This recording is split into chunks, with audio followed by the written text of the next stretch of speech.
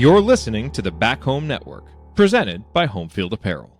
Saw the games, physical basketball I was at the games. You were not. You watched them on YouTube. Anyway. I saw the games. I watched the games.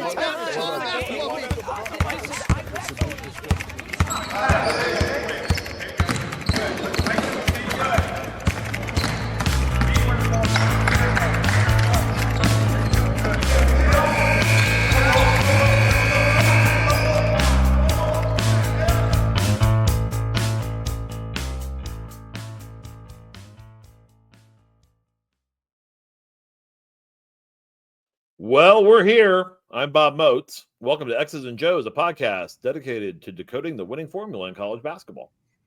And I'm Mike Wiemuth, welcoming you to episode 37. There's no place like home. Can you really build a title contender using homegrown talent? Recorded on the afternoon of Friday, August 22nd, 2025.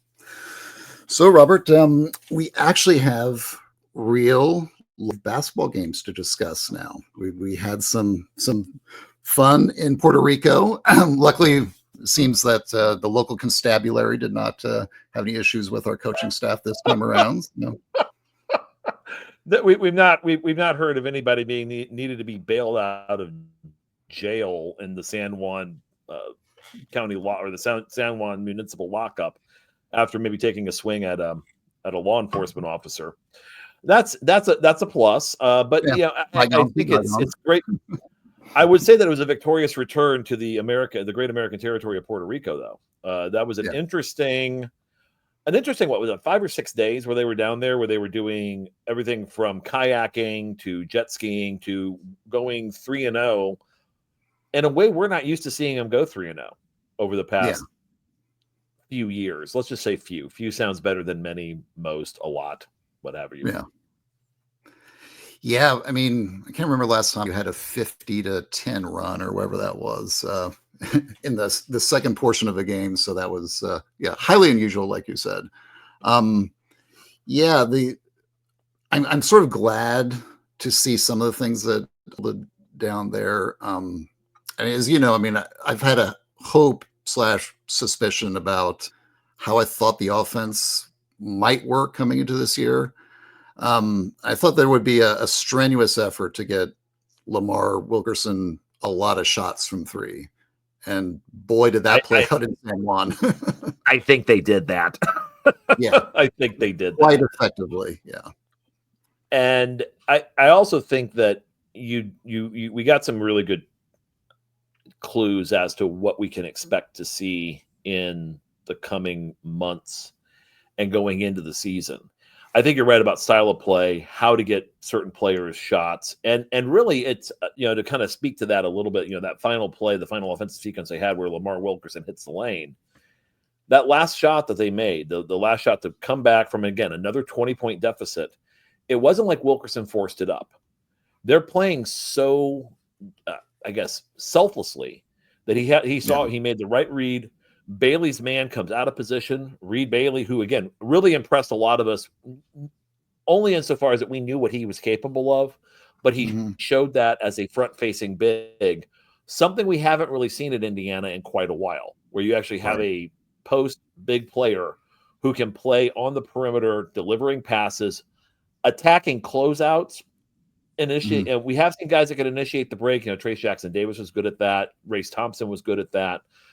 Khalil Ware was great at that as well. Malik Renew had those moments also, but you saw a player in Reed Bailey who could, who made the finish off of Wilkerson's dish, and everyone was just connected. This is only after what you say, like maybe a dozen practices where they've actually been together, and they're not even fully.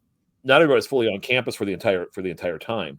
So there's a lot of that I think for us is going to be interesting to watch. I know we were all texting each other back and forth, a bunch of our friends, and going, this is going to be fun. We can't wait to start breaking this stuff down, some of the offensive stuff, because it's going to be good for Hoosier fans, especially to kind of see, okay, this is what they're doing, and this is what they're going to continue to evolve into.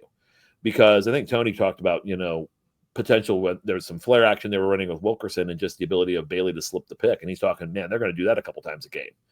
And it's going to be amazing to watch. So they really figured a lot out That's the first thing. The second thing, and results. These are exhibition games. It's kind of like preseason football. It is what it is. Yeah. But battling back twice the way that they did was something that I think we're going to really, when this year is said and done, when we're sitting 9 months after this, 9 months from now, we're talking about this season, I think we're going to be very, what would be a good word? I hesitate to use the word proud because we're always proud, but I think the real word we would use is just fulfilled. We're going to feel fulfilled. Fulfilled's a great word to use. Seeing how this team is going to play and how they're going to compete possession by possession. Yeah. Yeah, I think you're right. It's as we've talked about on prior pods, what would success look like for DeVries and the staff and the team overall. And I think just, again, talking again about like the theory of opposites, I think if you can move as far away from what IU has been in the past to something totally different now, I think no matter how many wins you get this year, just different in a more entertaining and interesting way. I think that's really going to engage the fan base and, as you said, make them feel more fulfilled about, where the program is going. Yeah, Reed Bailey's like the perfect example of that. And you pointing that out. A 5 that can do those kind of things, you're right. We have seen that at Indiana in Assembly Hall. It just typically happens with a kid that's wearing another team's jersey. We've seen it with Danny Wolf and other bigs that have come through. It's like, damn, look how their offense can function when the 5 can just go wherever he wants, can dribble, can attack. It just completely changes the complexion of offense. And I think just some of those roster differences by itself, in addition to the kind of offensive design that DeVries is appearing to implement, based upon what we saw in San Juan, it's going to be different, and I think it's going to be much more interesting and entertaining. And you're right, I'm definitely looking forward to it, and I think we'll have some fun pods in the next few months discussing it all. I agree. And I mean, seeing Lamar Wilkerson in that last defensive possession was something I don't think we were expecting fully going in based on past results. Remember, past results do not always or necessarily indicate future outcomes. Yeah. And I think you're going to see a program that they're going to have. It won't be for lack of effort, and it won't be for lack of preparation that things don't happen when they want to happen. So along the same lines, effort and preparation, we're looking at a very interesting recruiting summer for IU.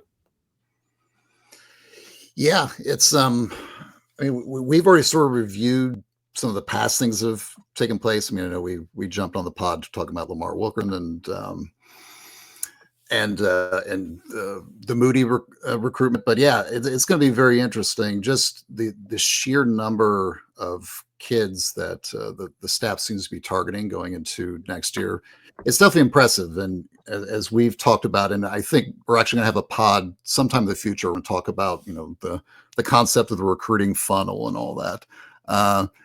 IU's definitely filling the top of the recruiting funnel quite well so far, just making a lot of legitimate offers and seem to be getting some really good traction with a lot of top kids in the coming high school class. So it's so far it's been impressive, and I'm definitely looking forward to that too. We definitely have some leads on the board that are kind of filling in the top. A couple leads that they're very interested in. You have a diversity of wings, that 6'4" to 6'8", everybody that doesn't count as a lead guard or a post big type player. Yeah, they have a pretty good diversity there, including some additional what I would almost call them, like if you look at Anthony Thompson and the Allman kid as well. Those are a couple of those positions where you may see them be able to use them as bigger wings. Assuming that Trent Sisley, Nick Dorn, Josiah Miles are still on campus, you have that fourth position in those 3-4 spots at those 80 minutes where they're going to have some guys that they're targeting some guys that can add to that group, which also then allows them to maybe either pick up 2 leads like they're doing right now with Conaway and Enright, or even bring Wilkerson, whatever whoever Wilkerson's heir apparent they bring in would be, because he leaves after this year. Yeah. So you have the ability of having multiple guys that can drive it, but two more dedicated guard type drivers, two traditional type forwards who can drive and shoot the ball. Yeah. And then you have bigs, and we're seeing, I would say, an uptick in the type of big that IU is getting. I mean, they're going for. There's 5 or 6 names on that list that are not exactly what you call. These are 4-year guys that they're looking at who can make an instant impact. Yeah, I mean, there's about 3 or 4 guys at the 5 position that they're targeting, and the good news is that it seems like, just if you look at kind of the breakdown of where I think those kids might fall, there's some mutual exclusivity in there between certain schools, especially with Kansas, where you think, if this kid breaks off goes to KU, then that's really going to open up really high probability that maybe one of those other kids commits to IU. So you're right. It is interesting, and I would say the one thing I notice most easily is just the shooting. I mean, you mentioned Thompson and Allman. I mean, those are 2 really skilled kids, but the thing that stands out with both of them is they're over 6'6", and they both can shoot really well. Like, it's an actual weapon. It's not, there's the kids that can shoot, and then there are kids that, as a coach, you want them to shoot, and those kids are definitely in that category. So as we've kind of talked, as you're looking at the next step on this, look at the offers that are currently being thrown out, but then look at who's getting visits. A bunch of visits are coming up that you'll be able to follow on whatever IU media sources you have. And that includes, if you haven't done so yet, joining the community here with the Back Home Network, and not only just subscribing to videos and throwing likes out when you see us, commenting and interacting that way, but also interacting with all of us on the Discord of the Substack. Yeah. And you can do that in addition to, jumping on Inside the Hall, Pigs, On 3, wherever you're at, just join us too. We'd love to have you. Yeah. And we'll make a note that something we discuss internally as commits are coming in. We at X's and Joe's will try to, as much as possible, do some response and some immediate reaction pods after those commitments take place. I mean, this is a network commitment. It won't necessarily always be us. Maybe Galen and Scott will do it. Maybe the AC crew would do it. But network wide, we're trying to make sure that we can get out there quickly in response to commitments. And I know, just because you and I follow recruiting pretty closely, I think we can even if a kid surprises us, I think we can get on and do at least a good 25, 30 minutes discussion. So jump on and start the celebration. We got another one coming to town, so that's a key. We might do some drinking at that time too. Some celebratory drinking towards Indiana University basketball and athletics would be a good thing to engage in. Yes. Now, that being said, speaking of celebratory, someone's coming to town. You're coming to town here in a couple weeks for the Crimson Cast event at the Buzzkirk Chumley. Right. I know we've mentioned this a few times that you're going to be here, and I'm going to be over too. So, we're going to do the Iron Triangle from Columbus, pick Mike up at the airport, shoot down to Bloomington, and do the thing with a potential stop or two along the way. That we'll talk about one of those, but maybe a potential stop at the Briar as well before the event. Of course. Doing what we love to do, talk sports and just stuff, and potentially smoke a cigar. Mm-hmm. But I would so you're coming in, so we really want to kind of highlight the fact that this is happening here in a few days. I believe it's the 5th of September, September 5th, 7th, at the Buzzkirk Chumley Theater. Yep.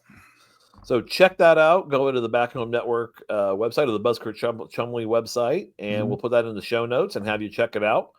And at the same time, Mike and I think we're also I'm interested in seeing something new that our title sponsor, Home Field Apparel's doing.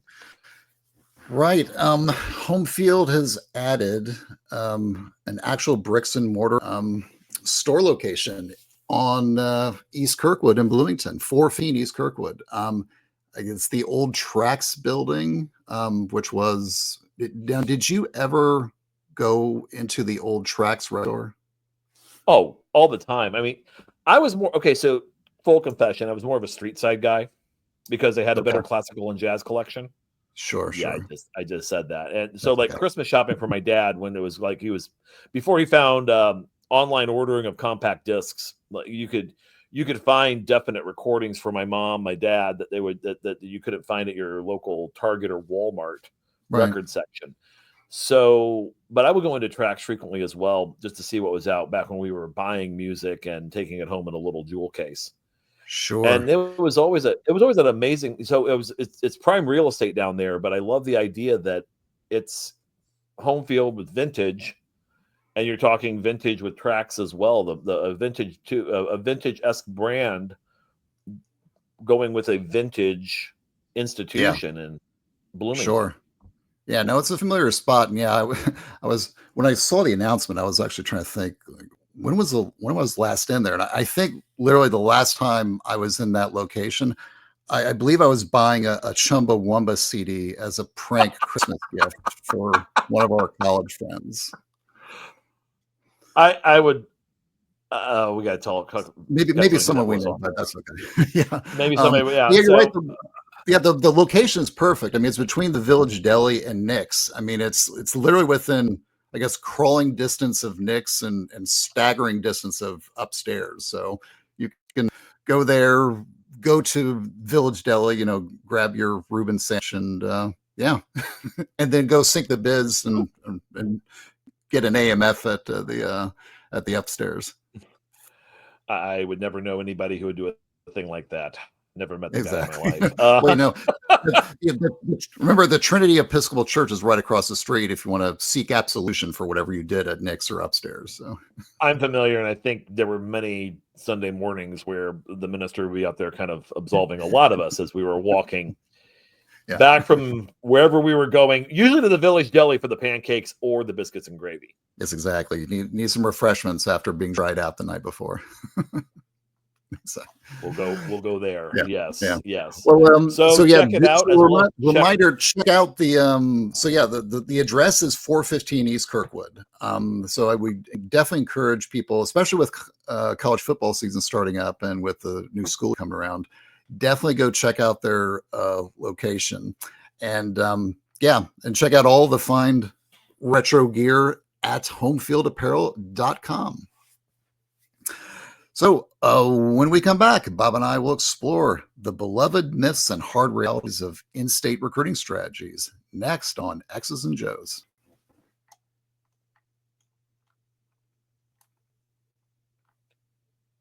So when I was thinking, I was thinking originally a few days ago about trying to tie this to some sort of classic movie, and I kept going.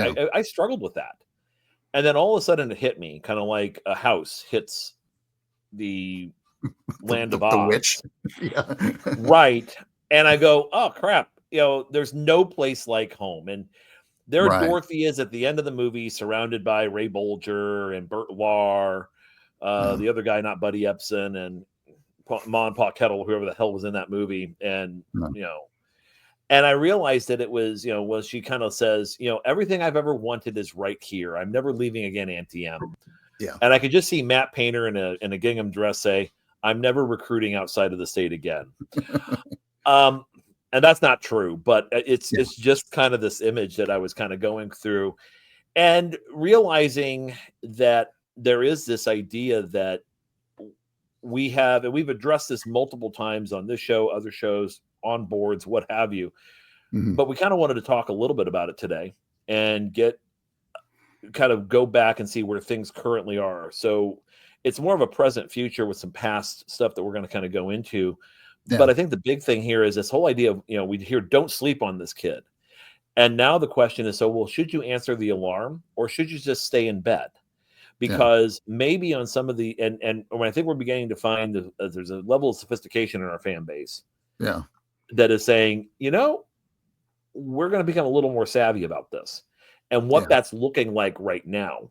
And for some of the stalwarts or the holdouts at this point, even then it's like, we're entitled to kind of have those conversations, but a lot of it's going to be, I think the question goes back to, what are we really trying to do here? because in reality, Mike, I think we've looked at this, that there are some there's a definite mythology around in-state recruiting. Sure. Yeah, it kind of dovetails with, our prior conversation around Hoosiers. The movie, is a documentary, and we It's not a documentary. Yeah, we discussed some of that mythology and mythos in that pod some months ago.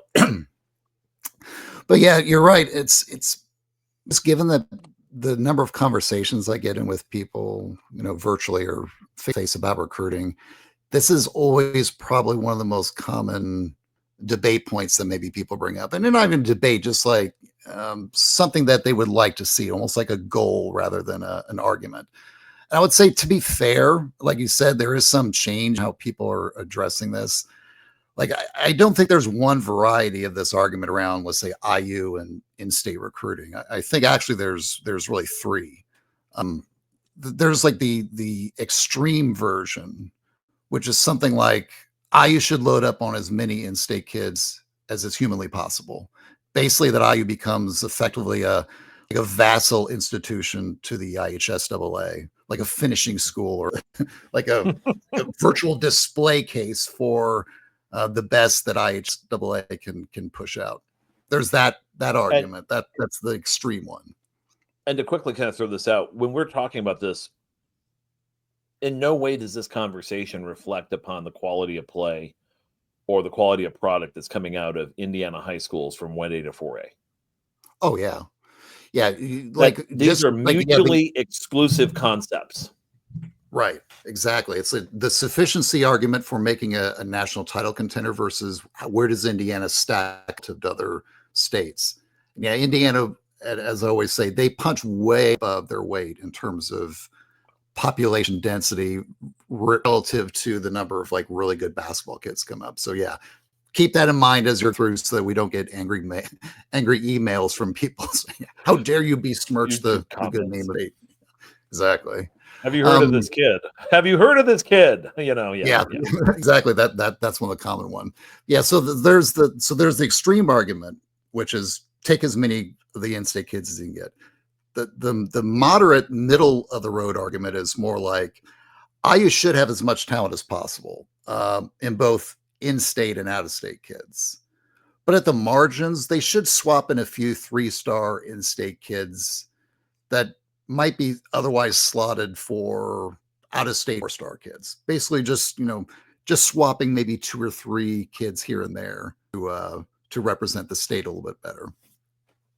I think the lowest threshold argument, which is more just like an observational stance, is one I think almost all IU fans have, which is basically, look, I'm pissed that IU misses on so many elite in-state kids. It bugs me that Greg Oden, Gary Harris, Keon Brooks, Braylon Mullins, all the kids are basically leaving the state or playing for other schools. Kyle Guy. And so, what's that? Kyle Guy. Yeah, Kyle Guy. Yeah, no, and literally, I've got more than enough list here to I know. Go I always want to throw that one out there just because it was kind of like when we say we need shooters, that's a shooter we're talking about. Yeah, exactly. And yeah, so you're right. It's like, and we'd probably do a whole pod on just that one day, just the misses. Mm-hmm. Yeah. So no really debates the third one, right? Like just like almost every IU fan thinks number 3. And fewer people are really arguing for number 1 anymore. But I do see a decent number of people that still make that second middle argument, which is basically IU should maybe just sneak an extra kid or two. And I think it's at least a defensible argument, but I think, when we kind of get into the numbers, it really becomes a little bit difficult to justify even that. Well, say that my question to you is, do you think kids even want that? Do they want to stay in state? Meaning, no, would they say, okay, you two can go to IU, you can spend 4 years, not play. Right. Yeah. And maybe at the NIL player compensation is correct. Maybe that, or wouldn't they rather pursue their dream? Yeah, Yeah, I would say that the majority of them would probably say no in the current environment. But there would be some would probably say yes. I mean, if you're coming from a family that is like just cream and crimson all the way through, you know, my grandfather went to IU, my dad went to, you know, those kind of recruits, I could see some of those kids would probably stay. And the problem is that this is like one of the many complications we get into this, is that so many kids just don't have that background anymore in the state of Indiana. I mean, think about this. Think about how many transplants make up some of the best recruits that have come through Indiana the last like decade or two. Like Greg Oden, he's from Buffalo. Mm-hmm. Mike Conley's from Arkansas. You know, his like famous dad. You know, he came to Indy because the track and field that his dad was coaching, you know, was being consolidated around Indianapolis.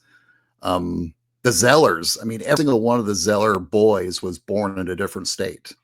Mm-hmm. One was born in Iowa, one in California, and Cody just literally was born in Indiana barely as they moved in. You know, Jared Jackson Jr., I mean, he's out from my area. He's from New Jersey. And Trey Lyles wasn't even born in America. He was born in Saskatoon, Canada. Mm-hmm. So I think it's interesting when we talk about this as these kids sometimes make decisions to go to other schools. I think in the minds of many IU fans, they see it as it's like it's a betrayal of some mystical blood and soil oath that every Indiana high school kid is just obligated to go play for the fatherland IU Hoosiers. Mm-hmm.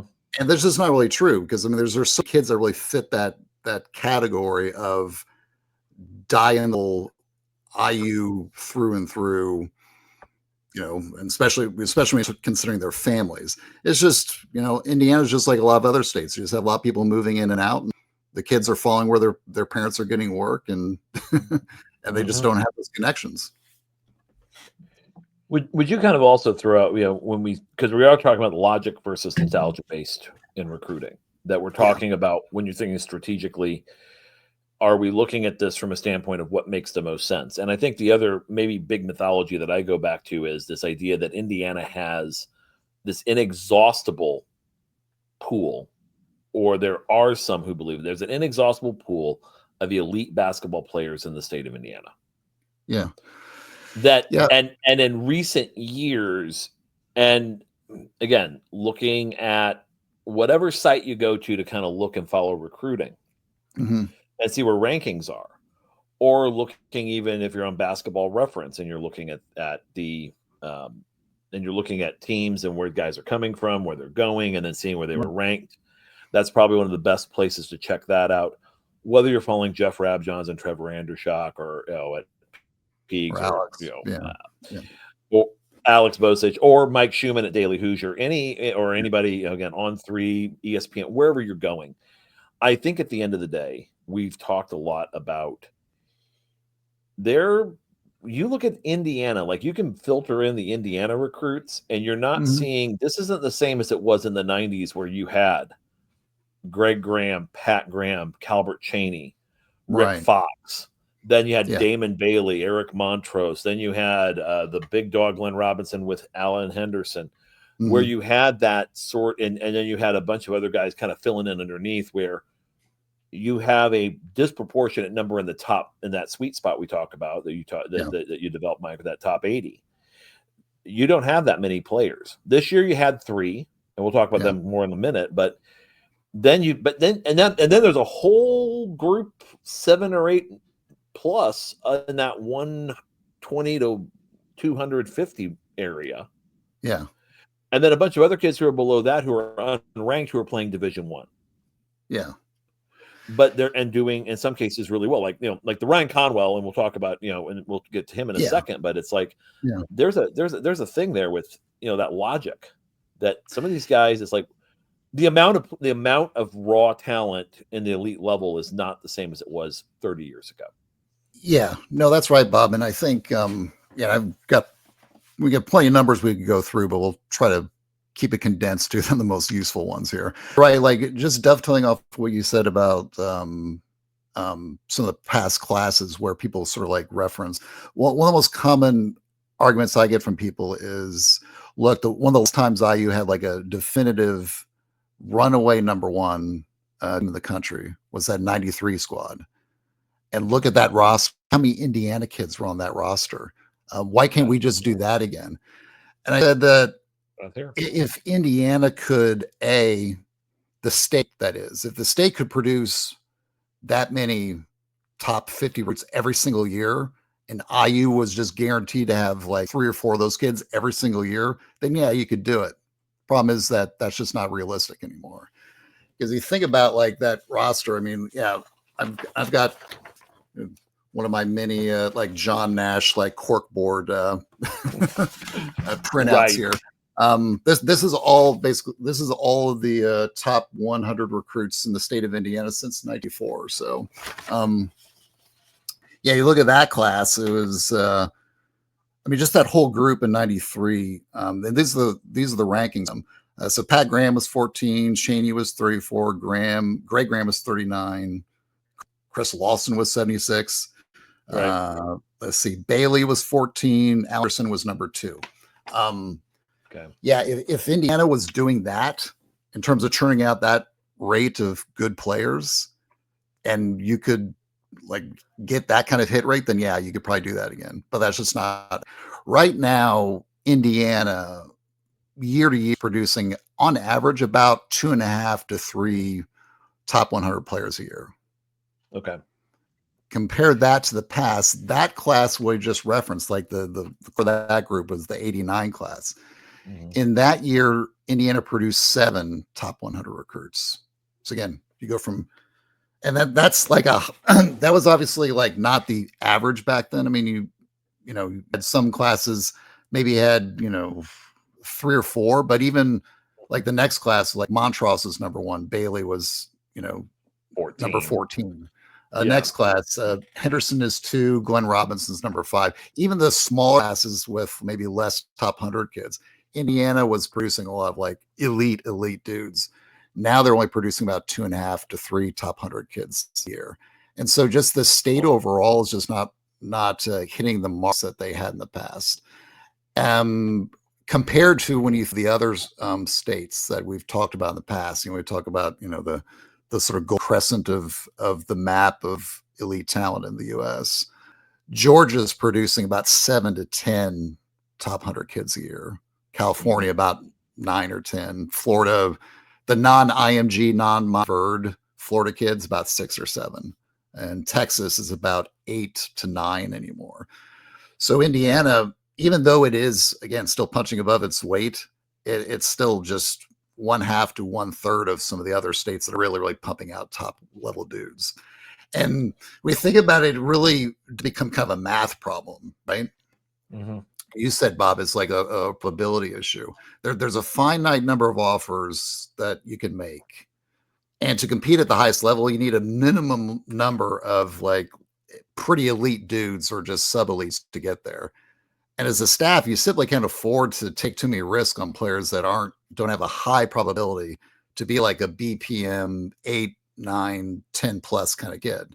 Right. So, I mean, overall, like I don't get too persnickety with people that advocate for more Indiana kids being taken on, but I as long as they fully understand the downside risk of taking on more of those kids that maybe have only a 1 in 10 chance of blowing up and becoming, a national championship level player coming out of Indiana. And I think that speaks to kind of the bigger point, which is, and we had this conversation, I think, off when we were right before we talked to Scott, actually. And I don't think we actually highlighted this or referenced it even, but we've seen a shift in population from certain states, certain regions of the country, and really even certain regions inside the state of Indiana, certain areas inside the state of Indiana, our hometowns, I think, Mike grew up in a place, you grew up in a place that had its own micro media market. Right. You go up heading north up to the north suburbs or the south suburbs of Chicago. There are some, the population of Gary isn't the same as it was 50 years ago, 30 years ago, 20 years ago. Same with South Bend. Fort Wayne, I think, is holding. Evansville's kind of holding. But you also have multiple sports, but you've also had a large number of individuals that have that have also been populating, going from the Rust Belt to the Sun Belt. Yeah. And that, when you add to that the component that as those individuals have moved to places where they don't have to buy a snowblower or a snow shovel. Yeah. These individuals and their families are saying, well, we also want high-level basketball. One of the big advantages I think those Indiana teams had in those times was not just the high level of high school basketball coaching, the accessibility to things like 5-star camps, off-season camps being held at IU and other places. Yeah. But also you had programs like Indiana Red that was very unique in its structure as an actual travel. At that point, it was LAAU. This was before the shoe circuits kind of took off. So you had a very vibrant travel scene and the ability to refine a team for the best players in the state of Indiana to play together in an organization.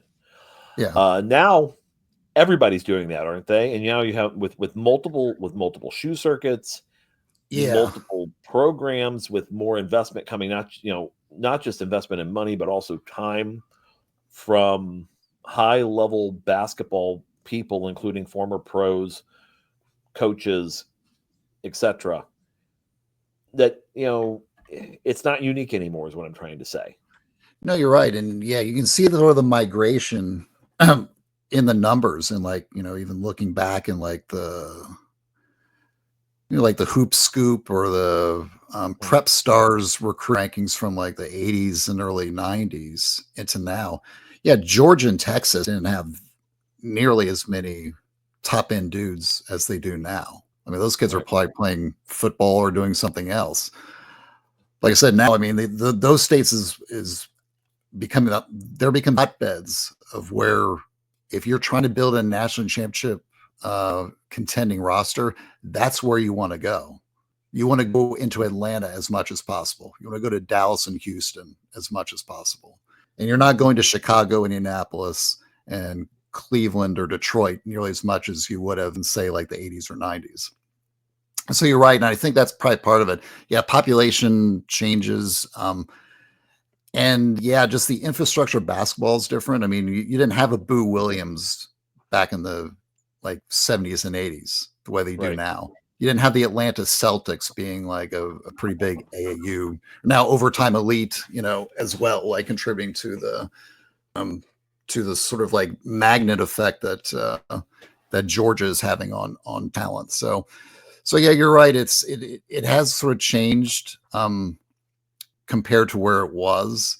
The geography is just totally different. It'll look a little bit more like it's funny that as much as we talk about the SEC complaining about not getting enough respect for their football dominance, their basketball dominance is actually the thing I would be like looking out for. So they're really starting to look a little bit more like the way SEC and old Southern football was starting to build up in like the 80s and 90s. Like, yeah, look at where all the really elite kids are coming from. And they're definitely disproportionately represented in the South and, still partially on the East Coast. But I would say even the East Coast is starting to lose some kids down to, to the South these days. So, and yeah, you're right. It's tough. I mean, you have, let's say, one variable that's operating at that's contributing to this. You have multiple variables that are sort of like exacerbating all this kind of stuff, especially for Indiana. I mean,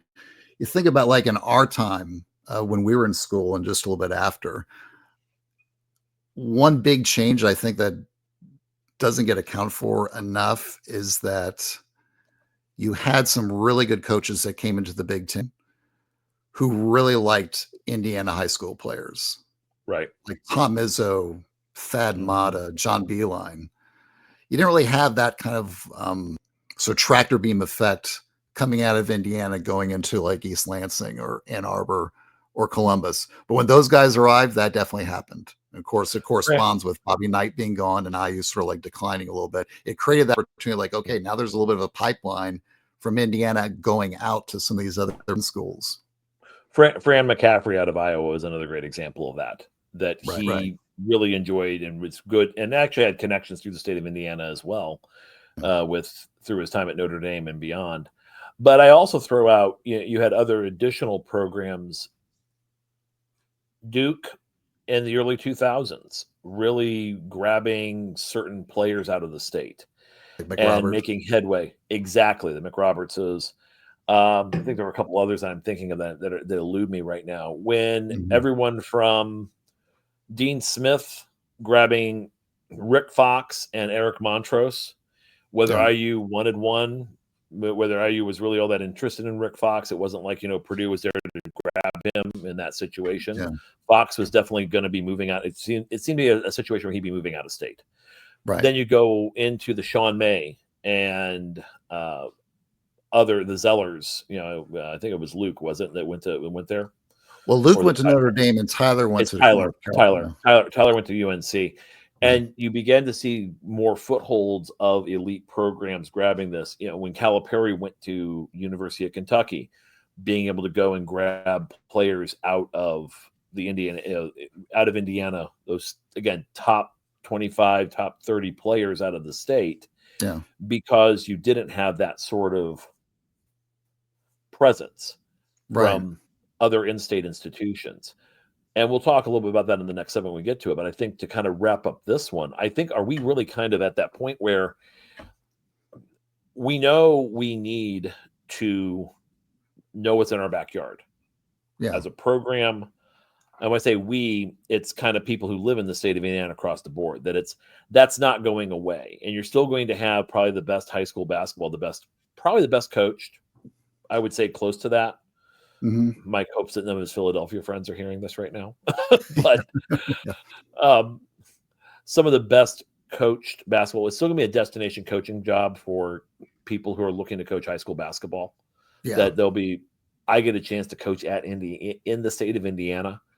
So you still have a very high quality product, as well as a high quality product even in the travel circuits, where you can actually have kids who are playing a lot, getting better, improving skill development, all of those factors, all of those things that you have in the state. You can still have that world. You can still have a world where Luke Brown is the coolest thing to happen to Indiana high school basketball in a century, sort of thing. Yeah. But it doesn't translate. Yeah. I would say that's the point, Bob. And I think when we kind of wrap up at the end of the show, we'll talk about a little bit about some alternative ways to maybe approach, battle in state. But I think the sort of like hinge point of that like second option argument that people make, it is essentially like a math problem, because again, only 1 in 10, let's say 100 recruits in the state of Indiana end up having a box plus minus 8 or above. It's like, it's the whole, like, how do we find the next Braden Smith? And the problem is that it's just like, how do you actually know which one of those sub 100 kids to offer who's going to be the next Braden Smith? If only 10% of them are doing that, are you going to know exactly which one? I mean, are you Nostradamus? You can go through the list every single year and say, oh yeah, that kid's going to be the one. Ignore these 9. Then that kid's going to be the next one. Ignore these other 9. It just doesn't work that way. It's just, even the best prognosticators and scouts out there simply can't do that effectively. And so, and I think that problem, I think, is compounded by the fact that also that, let's face it, at IU, the most recent glass breakers of like sub 100 kids that broke out, all of them were out of state. It's Kirk Haston, AJ Guyton, Victor Oladipo, OG Anunoby, Jawan Morgan, all of them out of state. This is scary. The last time IU had a state kid that was a sub 100 that became like draftable was Brian Evans. That's been a couple of years. Yeah, it's been a year or two. So that's kind of the dilemma. And so, like, the conversation that we try to have is really not about what we prefer, but just the reality of the math that's involved. And so, just given like the trying to make a forward-looking argument to increase the share of like non-elite in-state kids, it's just not really logical given the lack of examples of success that strategy has had. So I think that's like probably a good way to stop I guess on this part of the segment. But yeah, it's is an interesting conversation. I think we sympathize at an emotional with like the idea of like having more in-state kids, but again, when we look at the math as much as we do, it just becomes a little bit of a challenge. And when we come back, we're going to kind of talk a little bit about how the yellow brick road of talent discovery is currently working as we go through, as Dorothy leaves her comfortable home and skips down the yellow brick road to find a whole new world associated with herself. And this is multiple coaches in gingham dresses doing this when we come back on X's and Joe's.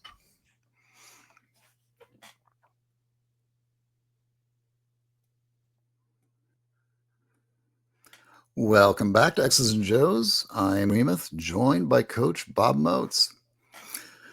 So, Bob, we've used the look back machine to explore, I guess, how this debate has generally paid out in the past. But I guess now we should probably run through how the dynamic is working on the ground today.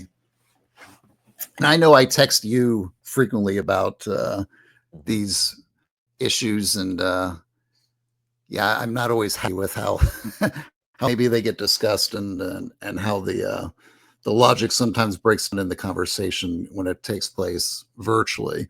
But I'm curious from your angle. I mean, obviously, I look at the numbers, and you look at it as a coach.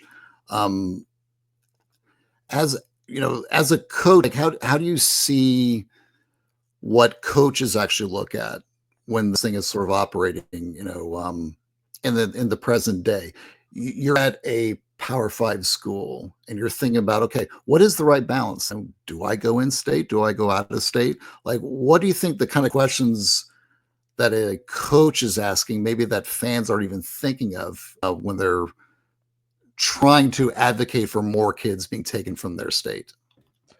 I think I'm going to go with two fundamental points here. And the first one is, as systems have moved and become more flexible, where you're seeing fewer what you would call continuity-based offenses, right? And you see actions that are triggered that move into, again, softening to striking, usually off of some sort of dribble penetration, or with some programs passing penetration into the post, right? To then secondary moves off of that based on the reads, based on how the defense reacts. It becomes less and less essential to have guys that understand how to take and program a counter-based flex, shuffle, reverse action type of offense, which you were seeing 40 years ago, or even that traditional motion. And we talked about this with the AMA, that came up, that it's really hard to run you're not really seeing teams running those types of offenses anymore because they're too slow to develop. And you almost have, at that point, the defense is too quick, and you're actually they're reacting quicker than the players can think to play. So yeah, obviously you have cut options, you have slips, you have ghosts, as well as connecting, and then the three options out of that, which is a rim run, a short roll, or a pop. So you need players that can kind of do all of that can kind of build not necessarily a playbook, but almost an action menu where your guys, boom, we're into this immediately. We're into this quick. You're also seeing less and less where defensive systems are all that essential, where it's like, oh, well, we're a ball press team, or we're a team that actually follows this philosophy on a 1-2-1-1 or diamond and one press, where we're trying to move the ball to these trap corners. You're not seeing that anymore, where you have that sort of area.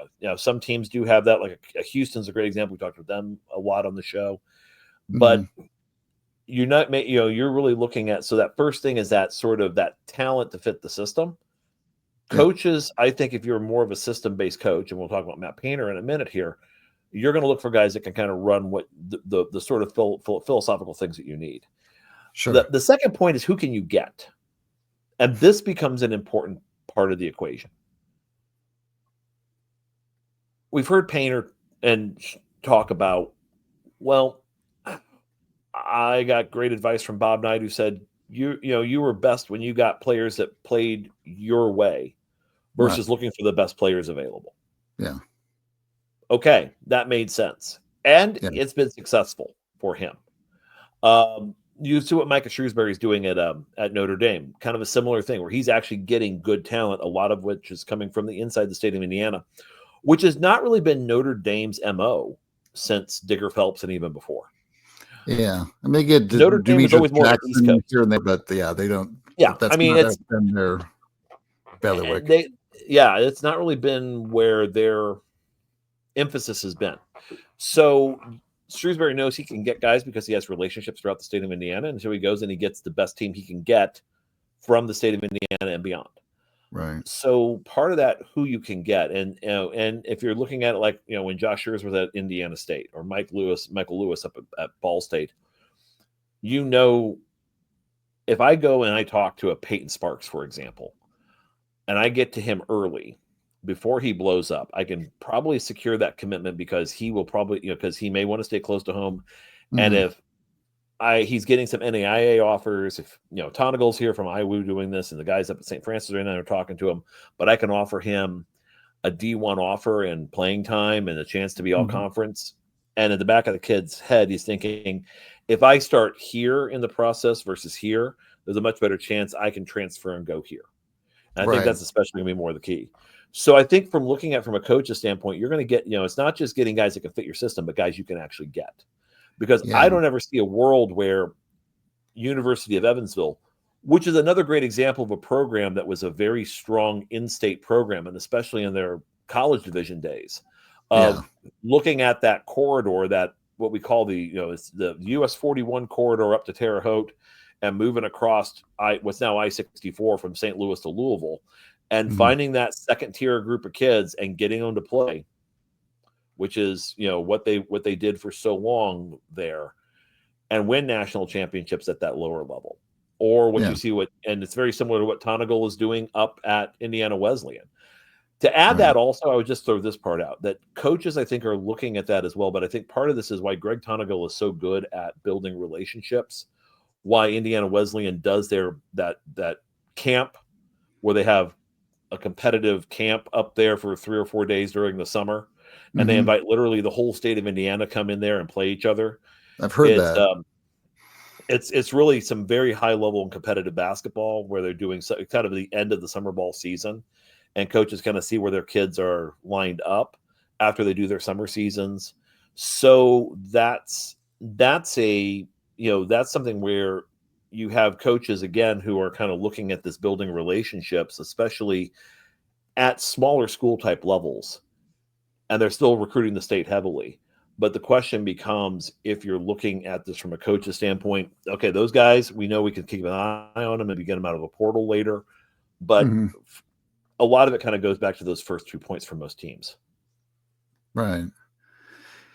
Yeah, it's interesting, in framing it as who you can get, because that's something that, I mean, I see like on my end and looking at it from just the raw like recruiting game angle.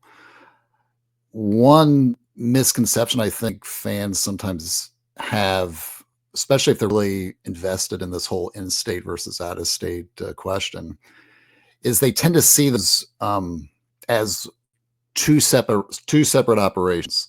Like there's the in-state game and the out-of-state game, and somehow the rules and attractions are different. The reality is that it's really just one game. It just has a little bit of a lean towards like in-state or towards in-state schools, for some recruits, but not all, right? Right. The laws of attraction, or let's say what makes a school attractive to recruits out of the state is going to be exactly the same things that are going to attract kids within the state. If you're doing well as a program. You're executing your offense efficiently. Kids are maturing well within your program. They're going to the NBA. They're winning at a sufficient rate that actually makes your program a place where kids are actually looking to go to have like high level competition. If you're hitting all those marks, you're going to be attractive to in-state and out-of-state kids at the same time. And if you're screwing up on those things, you're going to be dissuading kids from in-state and out-of-state from coming to your school. And I think like sometimes there's this theory that's I've heard more than once is that, well, we don't have to worry about a state. Let's just focus just on the in-state kids and to the exclusion of the out-of-state kids, and somehow it's all going to work. It's like, well, that's not really the question. It's you have to be doing really well to do either well. And so what you want to focus in state, out of state, it really doesn't matter. So yeah, I think it's interesting to consider that problem. Also with the fact that so few of the most elite schools are even looking at in-state that much, right? You can consider in the last 25 years of college basketball, the starters on national championship teams, collectively, 85% of those kids are from out of state schools. Means only 15% are in states. Right. Even Virginia, which is right next to the DV hotbed, they had 0 kids from Virginia on their starting 5 for the national championship team. All of them were out of state kids. There's only been one team in the last quarter century that had 3 starters from in-state. That was Michigan State in 2000, the Flintstones. Right. There's 2 teams that had fitting, isn't it? Fitting we're having this conversation, right? Think about our last episode with Scott, think about where we are now. Exactly. There you go. So that's, and I think everybody listening knows, yeah, and every kid that was born when that happened is now out of college. Yeah, totally. Exactly. Yeah, it's been a while, let's say. And there have only been 2 teams that had 2 starters from in-state. There have been 10 teams with 1 starter from in-state and 12 with 0. So the average overall is well less than 2. I mean, it's basically like just a little over 1. So again, 85% of the kids that are starting on national championship teams are from out of state schools. And so like, if you're asking this as just a functional question, can it be done? I don't know. I don't think so, unless, if you're from a state that is so overloaded with talent, like again, Georgia, Texas, maybe you could pull it off if you had some outrageous hit rate for in-state kids. But the fact that the championship level teams now aren't doing that is probably possibly indicative of the fact that maybe it's just not a very effective strategy anyway. Right. And even in cases where it has been an effective strategy, I think this is one of the conversations that we've been having and needs to continue, just to kind of get an idea moving forward of things we're going to be watching as a new regime takes over. Mm-hmm. The idea that really since the late 90s would be a good way to look at it. Mm-hmm. The struggle that IU's had in consistently landing top level recruits, especially in that top 80, but even going into that top 25, where you have multiple kids, where it's like it wasn't the same as it was in the 70s and 80s, and even going back to the 50s, 40s, 50s, and 60s, where IU, there are some notable misses or notable kids that decided not to go to IU, like a situation like Oscar Robertson would be an example I'm throwing out here. But, Dick and Tom Van Arsdale are prime examples. George McGinnis coming to IU. Steve Downing coming to IU. Jimmy Rail coming to IU. I mean, you kind of go down this list of players that, going all the way back 50, 60 years. 70 years. I'm 50, so I guess it's more like 60, 70. So going back in that sort of process and then going all the way through, then all of a sudden it's like, so around 2000, as other schools learned what you were talking about, which is this is a national, we need to have a national recruiting presence. And part of it is more AAU, part of it was 5-star, part of it was kind of going through this whole process of a nationalization. Part of it was a shoe, kind of the apparel companies going into play. You had a much different different approach to who's coming in and who you're targeting to come in. And one of the things that IU really struggled with was finding the right guy from the head coaching chair to be a consistent connector to those students, athletes, those players.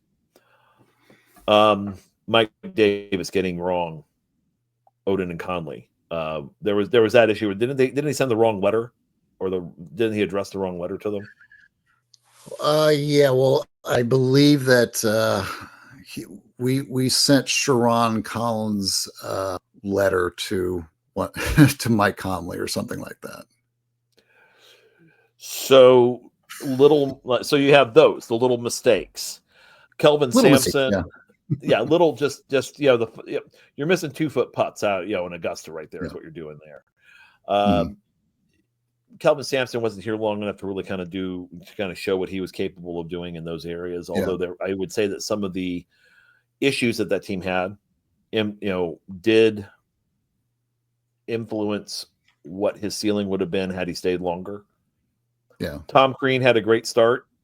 Problem with Tom Crean was as he continued and his welcome wore thin. I mean, I remember hearing from some travel, some basketball people throughout the state. This was something I heard about Crean years ago.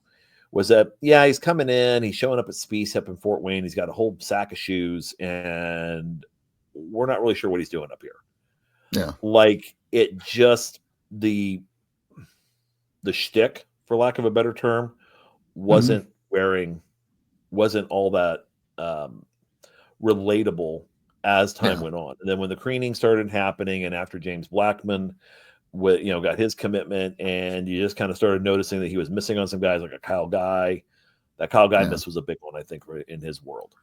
That was definitely one that was a bad indicator. Let's say that was one that was, I think a lot of people look at that one as logically that probably should at least been a north of 50% probability to go to IU, and it didn't work out. Archie Miller, he tried, but it was also something where I think he tried, but I think he also never really, I think same thing we said about Mike Woodson, putting in that level of investment into that instead of just kind of saying, I'm going to focus on this. Yeah. But I think in Archie's case, it was more like, I don't think he ever really bought into the idea that he was going to land certain kids, or things were getting so bad that it was like doing the work to get to that level. Like he could do the stuff and check the boxes, but it was hard for him to get there. And I think with Woodson, it was more just the prioritization as to what he was looking for in players wasn't always matching to what was in front of him here. You remember that there was an interesting irony with like going from Crean to Archie. You're right. At the end, Crean whiffed out totally on that 2017 class, which was stacked with like a ton of in-state talent. Jaron Jackson Jr., Paul Scruggs, Chris Wilkes. Right. Like Chris Wilkes was the bad one, right? Yeah. And then you get Archie, and Archie had his whole, inside out theory. And strangely, if you look at the numbers, Archie actually did pretty decently in terms of hit rate on in-state kids. First couple years. Him is murdered out of state. I would say first couple of years, because once you got to Trey Kaufman-Renn and Caleb First, once he struck out on that one, that was pretty much that was the beginning of the end from our vantage point, I think, for that. The funny thing with like in-state whiffs, I always say in an odd way, talking about like the tumble down chart that we discussed before about like when a coach is really on the way out. I always say that those in-state whiffs are like those, those EPIRB emergency radio beacons that they put on ships that once the ship goes down water, like a certain depth, those things like read the water pressure and they pop their warnings and like go up to the surface, like send out the beacon. This ship has sunk. I think like some of those in-state recruits that the coach whiffs on, those kind of become almost like the weekends. Like, this coach missed on this kid, and there is no way that a coach at that school that's healthy and doing well should miss on this kid. Right. And so you're right. I mean, like Hoffman Wren, I think was that for Archie. Chris Wilkes was that for Crean. Braylon Mullins was probably that Woody. I mean, there's always that one you look at and say, I think in a normal situation, in a normal situation, this kid probably should have gone to this school, but because of the circumstances and the chip stack being depleted, then this is probably over. Right. And so you look at that scenario where that's one way, that's that first one where you're looking at, the end of a tenure, and then you look at another scenario. I'm going to go ahead. Then we need to talk a little bit about Matt Painter, because there's the what about of Purdue, kind of like the what about of Wisconsin. And I think when we were doing the data on the last one, looking at Purdue as being Purdue's more Wisconsin than Wisconsin when you start talking about style of play. Right. That when you look at the results and you look at across the board, that Purdue's postseason movements, especially looking at this past the Sweet 16 and the Elite Eight, Wisconsin has a much better hit rate than they do. Yeah. So, but they still are, they have found a way to put themselves in the national competition, recruiting a team of unicorns. Honestly, I think Purdue kind of moneyballs this better than anybody in the country.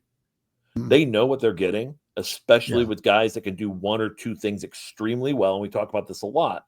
But, you referenced Braden Smith. So they got in on Braden Smith early, and everybody waited. The whole country waited and watched, going, well, are we sure? Are we sure? And that's one of those that makes sense to, even though there was some buzz and some interest, nobody really wanted to commit to the idea of offer and truly recruiting him, except Painter said, okay, let's just go. And if he doesn't work out, I can always find a second option. Right. But he knew he needed a point guard. He knew that Isaiah Thompson and Eric Hunter were not really working out for him. They were going to be leaving at that point anyway. Right. So he knew he needed somebody in there. He also could get a backcourt mate with Fletcher Lawyer. And the two of them were a backcourt that went to a final game of the championship. Now, literally the 7'4" player in the room is Zach Edey, which you finally, after years of that needing that player to become nationally dominant, they finally got one that could.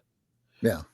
Not just really good, but actually completely game-changing in the college game.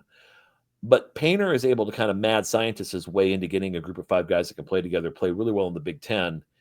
And then like a lot of time tournament play, if the circumstances line up right, like it did that 1 year, 2 years ago, he can go forward and at least compete for a national title. Yeah. I don't know. And this is actually at the same time where Indiana was kind of in a dip. Notre Dame was kind of in a dip. When you saw some of the in-state programs there, there were some other things kind of going on across the board in the game that I would say there's some diffusion as to top 80 talent going to multiple programs at that moment. Right. And because Edey was able to put them in a position to get the other side's bigs into foul trouble, that forced that really prevented teams from being able to compete against them the way they wanted to.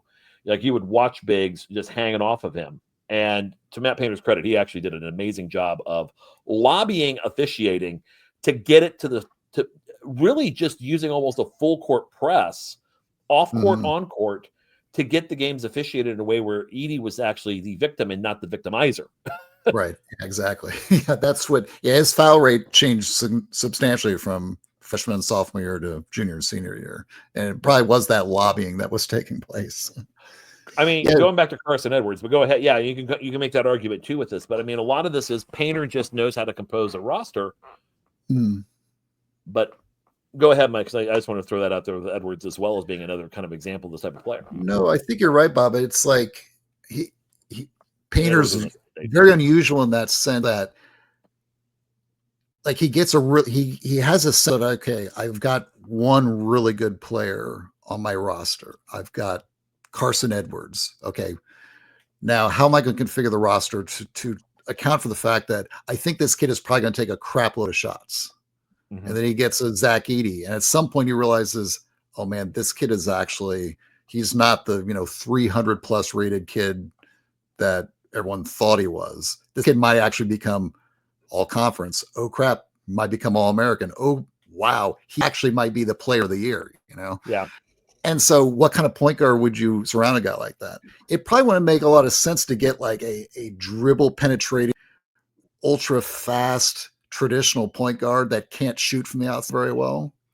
So he looks in the state and says, wait a minute, I've got this like really player that can use screens really well and is elite taking like pull-up shots from 15 feet. It does not need the lane completely vacated to, operate. So yeah, leave that point guard and put him next to this, Colossus that's going to become player of the year.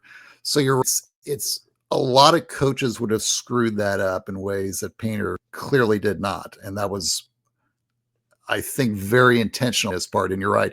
It is a very unusual way of thinking about roster construction because you do almost have to kind of like slide to wherever you think your team is going. Like, oh, I've got a Jaden Ivey. Okay. Now I'm going to kind of like follow like Jaden's lead on this, wherever he takes us. This is kind of way I'm going to construct the roster around him.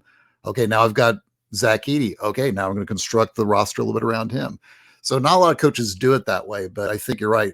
Painter has maximized his talent based upon the fact that I think he configures his roster very specifically to like the best players he has on his team. And if you look at Matt Painter's recruiting going for 26 and 27, or we are, and take a look at this, folks, and tell us what you think. He's looking to upgrade a bit. Oh yeah.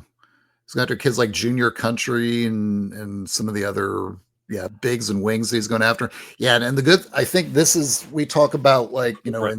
in the development of your chip stack. Once you start to win at a certain level, once you just start producing more NBA level dudes, you can start to upgrade a little bit, and it's going to be interesting to see, can Painter finally pay off, a Final Four visit with having a bigger hit rate with some of these elite kids that in the past he just been able to get access with any consistency. But philosophically, Mike, it's different for him. The lessons that he learned that he talked about 5 years ago, this is almost, I wouldn't say the antithesis of this lesson, because I don't think you can actually say one way or the other definitively. But maybe he's seeing guys that can play in his system here. But is he beginning to, or we beginning to start seeing, is he beginning to move to a different type of model after you had the Carson Edwards and the bigs, followed by Braden Smith and the bigs, and now you're kind of seeing the end of this, very similar to, I think, what we saw at Indiana when you had that Bailey, Pat Graham, and Todd Leary group of seniors, with getting more out of Henderson, Lindemann, that crew. I think Brian Evans was in that group also. So you kind of look at that group there, and then kind of like, okay, so now we have to. To me, this is kind of like his moment of, can he make it work better than Coach Knight did with bringing in the type of Patterson, Miller, and Reed class that we're talking about, that he's kind of looking at bringing in now. Yeah, and that's the best example I can come up with sitting here right now with you just across here for me. But I don't think he wants to spend much time in the portal. I don't think he wants to spend much time, kind of. But I also think he's also seeing that there may be some indicators, also with Micah Shrewsbury sitting up in South Bend, that they may be cutting in a little bit to what he's looking for in some of the players as well. That maybe what's happening here is that maybe he's seeing he has to kind of expand his recruiting profile. I think Matt Painter is always aware of the dangers he encountered with, let's say, his team Johnsons. Right. Anthony Johnson, Ron Johnson, that crew. I think that's what Bobby Knight, I think, was possibly referring to. It's exactly what he was referring to. It was exactly what he was referring to. Yeah, and I think Painter like really changed philosophy and now kind of went a different road, and now he's actually kind of built himself back up to where, okay, you can actually possibly access more elite dudes. And you're right. I think he is much better prepared now to maybe sift through and be a little more choosy about the kind of right, elite to elite kids compared to where he was, let's say in the early 2000s. But can he land them? Yeah, well, that's obviously the big thing, and some of that's out of his control. I mean, some of that obviously. is like NIL and I really like Purdue, but like Alabama a little bit better, and they're offering me a little bit more, that kind of stuff. To throw out, and we're gonna quickly kind of go into something else and then wrap this segment up. But I think the big thing for looking at this as well is when you see what happened with Kanan Catchings, and you saw what happened with Miles Colvin, and you saw to a certain degree what happened to Jaden Ivey. Yeah, Ivey ended up getting NBA drafted first round, but all of those, there was what you would consider to be a fan base blowback on all of those, and also with two of the three, they ended up transferring out. One, I don't think ever played a minute for Purdue with Catchings, right? He ended up at Ball State. He walked on campus, said, "We're done. I'm heading to Provo, Utah." Colvin spent, I believe it was 2 seasons there, and there were some things that kind of were interesting to say the least. It's like, why is he in the game? When the coaching staff says, "Why is he in the game?" He put himself in. Yeah. Ding. So that's one way to increase your playing time. That's one. Yeah. That's a very new. Luckily, he actually went and subbed in for somebody and just didn't run out of the court and get 6 players on the floor. Yeah. But that's kind of the other inverse of this. That I mean, I think that that's to me, I'm not as sure as you are as to Painter being able to get the right kids, honestly, because I think at some point it's like a matter of maybe his chemistry and his magic with that may not be as effective as it was even 5 years ago. In a changed environment, and also one where you have DeVries doing what he's doing, and you have what's happening in Louisville, Kentucky, all looking at different recruiting constructs than they were even 3-4 years ago. Yeah, I by the way I look at it, and you're right, it's like a dilemma. He went to the national championship game, and all coaches are trying to go further than where they've gone before, right? Mm-hmm.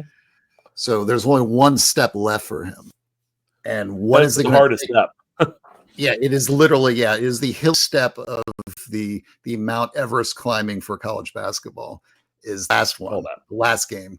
And what does it take to get there? And we've talked about before. You need a roster with a combined box plus minus of all the stars like 50 plus. Like, oh crap, how am I going to have a roster full of guys that are at least 8 BPM plus? Well, here's where you're going to find most of them, 80 kind of kids or the elite portal kids. And you're right. Like, is his system and what he prefers and how he likes to run things, can you find 5 kids like that or a core of, 7 that are kind of in that area? Yeah, we'll find out because I think other coaches were probably more willing to take risk. And I don't know, based upon what we talked about, his past with the, what he experienced before, would he take that risk now, knowing what he knows? Right. And then that also kind of leads to the next part. And kind of before we wrap up here, just want to spend just a couple minutes knowing that there are situations like Nigel Pack or Ryan Conwell in the state of Indiana, that what separates those kids and looking at that in future considerations, that one reason I think coaches are going to be very adept in knowing what's going on in your backyard. You're still going to stay connected. And if you're Darren DeVries doing things like being out there the way he was for the freshman move-in, are the sorts of images that I think that you're going to want to have out there when you start talking, not just to your fan base. It also actually helps with recruiting to show we're part of this campus community. And it may be one of those things that can kind of help that when a kid like a Conwell blows up, that you might be able to go get him in the portal if you should feel like you need him or would like to get him right in the coming future. That you have that kid that's sitting at Ball State that becomes MAC All-American by the time or MAC All Conference by the time he's a junior, and he's shooting 40% plus from 3, and he's getting his own shot, and he played a couple D1 Power 5 teams and just really showed that he could play at that level. And you're saying, okay, let's go get this kid. He's going in the portal. Let's go pick him up. Let's give him his 1 year at mid 6-figure player compensation and move on that direction. Or also knowing full well that you may want to pull a Nigel Pack, that you'd rather maybe get a kid like Nigel Pack who may not be blowing up in those areas, much like Braden Smith, but getting in with him a little earlier so you can maybe grab him later, once he proves himself at a place like another Power 5 school, or even at a lower tier school, lower level school, I shouldn't say tier, lower level school, moving his way up. Yeah. No, you're right. I think it's interesting. We're almost talking about this like it's a politics PR campaign or exercise. Like, how do you keep your brand top of mind with the best coaches and the best recruits in the state? What are those strategies and all that? And true that there are things that are just those visuals, team and staff helping freshmen move in. One we talked about in the past is relevant is the coach showing up to the high finals or not? Right. Right. And I think do coaches across the state have the guy's phone number? That's a big one. And do they actually communicate? Exactly. Do they to the coaching clinics and things like that? Or is there a text message coming in randomly from Matt Payne every once in a while saying, "Hey, how you doing? I just saw, one of his managers is just, looking at the program, says, hey, they just won a big game against Bloomington South. But hey, heard you had a great game against Bloomington South. How are things going for you? You doing okay?" Yeah, exactly. Yeah, this is an idea I've always had, that kind of touches on as a strategy matter for increasing a program's, let's say, popularity with the minds of the AU circuit and the high school coaches. But what would you think, instead of, let's say, offering a lot of in-state kids scholarships, what if you had a policy that just disproportionately favored in-state kids with the walk-on program and the student manager program?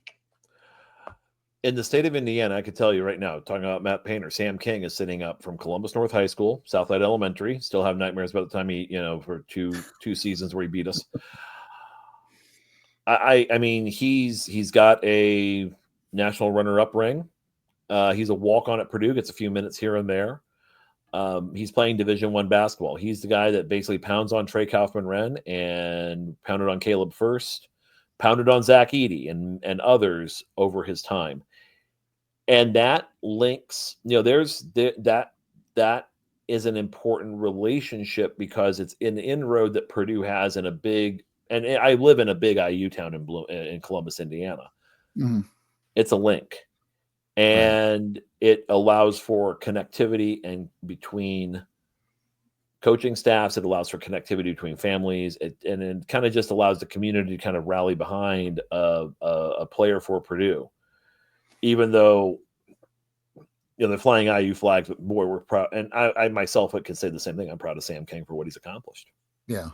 So those are the positions that can really make a big difference for you. I think you're right on that. Yeah. I think fans get, as fans, we just think of the team, and in our mind, the team is the players you see, and specifically the players you see are the scholarship players. I just know that within how basketball teams and organization, there's so many people involved. And I think if you're a team that's trying to be nationally relevant, but also want to keep really good ties with your state, I think having sort of like a mixed model of like, okay, we're going to bring in probably as many elite kids or in-state, out-of-state as we can. But if we have to go out of state just because our home state doesn't produce enough of those kind of elite players, at the very least, we can go out and bring in a lot of kids in the support staff. We bring in as many managers and walk-ons as we can. And down the road, hey, you never know. Maybe the kids becomes a high-level coach and maybe becomes your coach someday. Probably not a coach from a rival school. You got it. Yeah. Sometimes that happens. Can't do anything about it. So just go with the flow. Yeah, exactly. All right. So when we come back, we will close shop and talk about, I guess, the sort of an overall strategy, like, logic of the in-state and out-of-state conversation, and wrapping up on X's and Joes.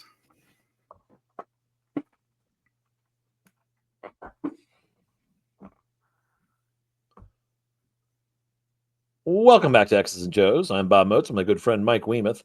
And just to wrap up briefly here, the idea of, is this really a viable and logical strategy and approach to recruiting in state? And I think it goes back to what we've talked about throughout the whole episode, is it really depends. I think it depends on your program. But I think in the case of, like, in Indiana right now, if you're really looking to make the top 5% with the current circumstances and situations inside recruiting right now, with in-state talent where it's at, I'm saying don't freak out when you don't see a whole heck of a lot of IU offers going in-state.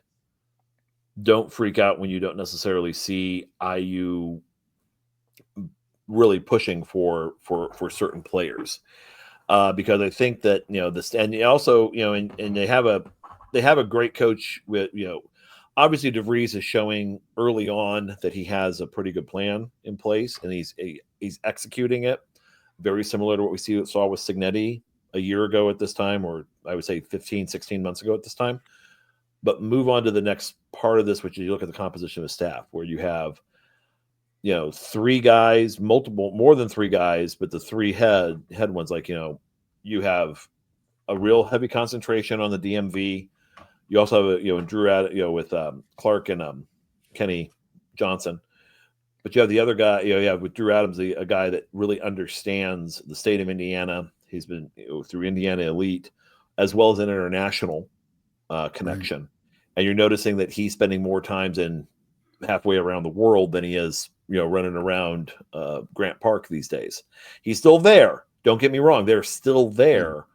But proof is in those offers. Proof is in the recruiting, where they're kind of moving in that direction to as of right now. So you still put the work in the investment, but you have a staff in place that's kind of able to be very diverse. And so I think that there's some viability to this. But I think you think about IU fans at this point, let's just kind of see where this thing lays and see if they can actually go in big game hunting with those that top sweet spot recruit, and even above that top sweet spot recruit, to get the right guys in play, and start seeing offers that are more Alabama offers, Kentucky offers, Louisville offers, UConn offers, and winning those recruitments. Right. Exactly. Yeah. And if you think about it, and, me being the ex-HR person, I'm always kind of maybe framing things in this context, but IU is like a corporation. I mean, this is a multi-million-dollar business, and now you have employees or players that are earning 6, sometimes 7 figures now. So this really is truly a business. And businesses recruit as well. They're looking for talent, for their C-suite and for employees across, their whole org structure. And basketball teams, same way. Corporations look at what pools they're drawing from, and they think very carefully about how much time they invest in those based upon what they can get out of it. Just the probability of, okay, we think 1 in 3 people from this particular pool is going to achieve X level performance. And let's face it, this staff has to look at it exactly the same way. If you're Indiana, and again, even though you punch above your weight in terms of producing basketball talent, a coach is going to look at Indiana, even if they want to draw as many kids from Indiana, and see some of the gaps that have happened in the past in terms of talent. Jalen Harrelson's a top 10 recruit. We haven't had one of those since Romeo Lang from 7 years ago. You look at even getting down to positions like point guard. If you're trying to run a modern offense, you need to have a lot of really good point guards. In Indiana, you have Jason Gardner in 1999, then go to Mike Conley in 2008, Marcus Teague and Yogi Ferrell around 2012, 2013, and then nobody. You have basically a 12-year gap now where you've had no top 30 point guards coming from the state of Indiana.